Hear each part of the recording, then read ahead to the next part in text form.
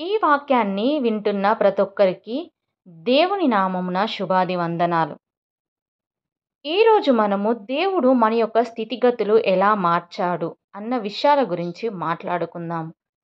దేవుని యందు మనము విశ్వాసం ఉంచిన తర్వాత, ఆయనను తండ్రిగా మనము అంగీకరించిన తర్వాత మన యొక్క స్థితి ఎలా మారింది అన్న విషయాన్ని ఈరోజు నేను క్లుప్తంగా వివరిస్తాను.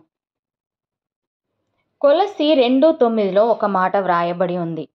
ఏలయనగా దైవత్వం యొక్క సర్వసంపూర్ణత శరీరముగా క్రీస్తు యేసునందు నివసించుచున్నది. హల్లెలూయా. దైవత్వం యొక్క శక్తి శరీర రూపకంగా క్రీస్తులో నివసిస్తుందని ఇక్కడ వ్రాయబడింది. అయితే ప్రవక్తలకి యేసు ప్రభుకున్న వ్యత్యాసము ఏమిటి ఇక్కడ మనము చూసుకుందాము. యేసు ప్రభు దేవుని యొక్క శక్తిని తను కలిగి ఉన్నాడు. పరిశుద్ధాత్మ ఆయనలో ఉంది. కానీ ప్రవక్తలు ప్రవచించినప్పుడు, వారు అద్భుత కార్యములు చేసినప్పుడు పరిశుద్ధాత్మ శక్తి వారిపైకి వస్తూ తర్వాత వెళ్ళిపోతూ ఉండేది. ఒక ఉదాహరణ నేను ఇప్పుడు చెప్తాను. మిద్యానీయుల నుండి ఇశ్రాయేలును విడిపించడానికి దేవుడు గిద్యోనును ఎన్నుకున్నప్పుడు యెహోవా ఆత్మ గిద్యోనును అవశేషించెను. అతడు బూర ఊదినప్పుడు అబియేజరు కుటుంబపు వారు అతని యొద్దకి వచ్చిరి. హల్లెలూయా. పరిశుద్ధాత్మ ఆయన మీదికి వచ్చినప్పుడు ఆయన బూర ఊదగా అప్పుడు ఆ కుటుంబము ఆయన దగ్గరికి వచ్చినట్లుగా మనకు వ్రాయబడి ఉంది. న్యాయాధిపతులు 6:34 ఈ కథను మనము వివరంగా చదవడానికి అక్కడ వ్రాసి ఉంది. హల్లెలూయా. అలాగే న్యాయాధిపతులు 14లో చూసుకున్నట్లయితే, తిమ్మతుకు వెళ్ళుచున్నప్పుడు ఒక యువసింహాన్ని ఎదుర్కొన్న సంసోను కథను మనము అక్కడ చూసుకుంటాము. పరిశుద్ధాత్మ సంసోను మీదికి వచ్చినప్పుడు అతడు ఆ సింహాన్ని చీల్చినట్లుగా అక్కడ మనకు వ్రాయబడి ఉంది. ఈ వాక్యాన్ని మనము న్యాయాధిపతులు 14లో వివరంగా చూసుకుంటాము. హల్లెలూయా.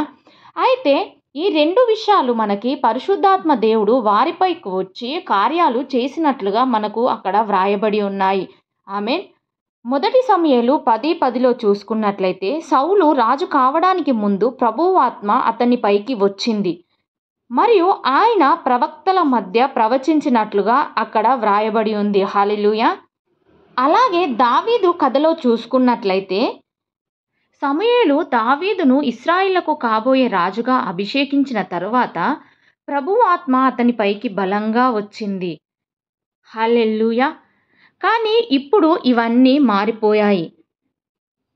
మనము ఇప్పుడు యేసుక్రీస్తు తరములో ఉన్నాము. పాత నిబంధనలో పరిశుద్ధాత్మ వారిపైకి వచ్చినట్లుగా మనపైకి ఇప్పుడు అలా రాదు. వారికి కార్యములు జరిగినప్పుడు వారి విషయంలో అద్భుత కార్యాలు చేయడానికి పరిశుద్ధాత్మ దేవుడు వారిపైకి వచ్చి ఆ కార్యములు జరిగించేవాడు. కానీ ఇప్పుడు పరిశుద్ధాత్మ దేవుడు స్థిరంగా మనలోనే నిలిచి ఉన్నాడు. ఇది నిజంగా ఆశ్చర్యపోవాల్సిన విషయం. మనం ఎంతో అదృష్టంగా, ఎంతో సంతోషించాల్సిన విషయమై ఉంది. ఆమేన్. పరిశుద్ధాత్మ దేవుడు ఇప్పుడు సంపూర్ణంగా మనలోనే జీవిస్తూ ఉన్నాడు. ఆమేన్. కొలస్సీ 1:19లో పౌలు యేసు గురించి చెప్పినట్లే, పరిశుద్ధాత్మ మీలో తన గరిష్ట సామర్థ్యంతో మరియు సంపూర్ణముగా జీవించుచున్నాడు. ఆయన యందు సర్వ సంపూర్ణత నివసించవలననియు తండ్రి అభిష్టమయనని ఇక్కడ వ్రాయబడి ఉంది. హల్లెలూయా. పౌలు మరలా పునరుద్ధీకరించడానికి ఏలయనగా దైవత్వం యొక్క సర్వ పరిపూర్ణత శరీరంగా క్రీస్తునందు నివసించి ఉన్నది. కొలస్సీ 2:9లో చూసుకున్నట్లయితే, ఏలయనగా దైవత్వం యొక్క సర్వ పరిపూర్ణత శరీరముగా క్రీస్తునందు నివసించుచున్నది మరియు ఆయన యందు మీరును సంపూర్ణులై ఉన్నారు. హల్లెలూయా. దేవుని యొక్క దైవత్వము శరీర రూపకంగా క్రీస్తులో నివసిస్తుంది. అయితే మనం కూడా దేవునిలో సంపూర్ణులమై మనం కూడా జీవిస్తున్నాము. హల్లెలూయా. మనము కూడా దేవునిలో జీవిస్తున్నట్లుగా దేవుడు ఇక్కడ వ్రాయించి ఉన్నాడు. అక్కడ ఇంకొక మాట వ్రాయబడి ఉంది. ఆయన సమస్త ప్రధానులకును అధికారులకును శిరస్సై ఉన్నాడు. హల్లెలూయా. అంటే ఈ లోకంలో దేవుడు ఎలా జయించాడో మనం కూడా అలానే జయిస్తామని ఇక్కడ లేఖనాలు వ్రాయబడి. ఎందుకంటే దేవుడి దే దేవుడు యేసుకు శరీరమై ఉన్నాడు. దేవునికి మనము కూడా ఆయనలో పాలిభాగస్థులమై ఉన్నాము. అంటే దేవునికి ఏది సాధ్యమో మనకు కూడా అది సాధ్యము. దేవుడు ఇది గెలుచుకోగలుగుతున్నాడో అది కూడా మనం గెలుచుకోగలుగుతున్నాం. అంటే దేవుడు మనము ఒకటై జీవిస్తున్నామని ఇక్కడ వ్రాయబడింది. ప్రధానులు, అధికారులు ఆయన ఆయన వారికి శిరస్సై ఉన్నాడని అక్కడ లేఖనాలు రాయబడి ఉంది. కాబట్టి నేడు యేసు వలె మీరు వీధుల్లో నడిచినప్పుడు ఆయన దైవత్వం యొక్క సంపూర్ణతతో ఉండండి. హల్లెలూయా. సర్వశక్తిమంతుడైన దేవుడు తన సంపూర్ణతతో మీలో జీవిస్తున్నాడు. ఆయన మీతో నడుస్తున్నాడు. మీరు మాట్లాడినప్పుడు ఆయన మీ ద్వారా మీ నుండి మాట్లాడుతున్నాడు. హల్లెలూయా.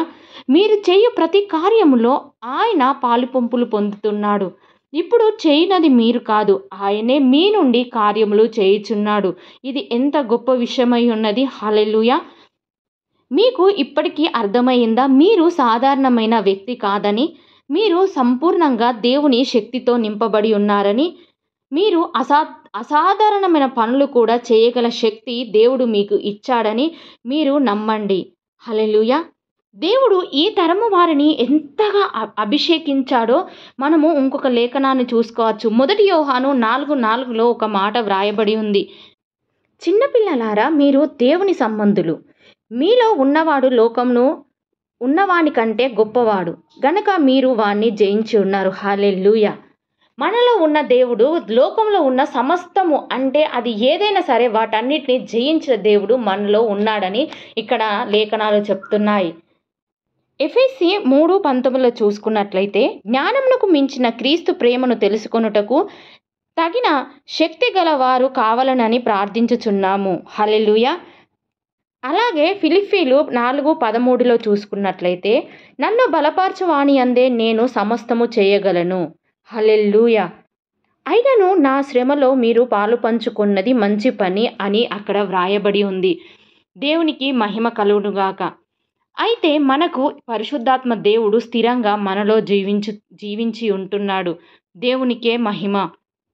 ఆ కాలంలో పరిశుద్ధాత్మ దేవుడు వారిపైకి వస్తూ పోతూ ఉండేవాడు. వారు కార్యములు చేసినప్పుడు వారికి దేవుడు సహాయం చేస్తూ ఉండేవాడు. కానీ పరిశుద్ధాత్మ దేవుడు మనలో ఇప్పుడు కార్యాలు చేయడానికి, అద్భుత సూచన క్రియలు చేయడానికి, అధిపతులపై రాజుగా నిలబెట్టడానికి దేవుడి యొక్క పరిశుద్ధాత్మ శక్తి మనలో కలిగి ఉందని మనము గ్రహించాలి. ప్రతి ఒక్క కార్యము మనం చేయగల శక్తి మనకుందని మనం గ్రహించాలి. ఈ మాటలు మీకు ఆశీర్వాదంగా ఉన్నాయని నేను నమ్ముచున్నాను. ఈ కొద్ది మాటలు దేవుడు దీవించి ఆశీర్వదించునుగాక. ఆమేన్.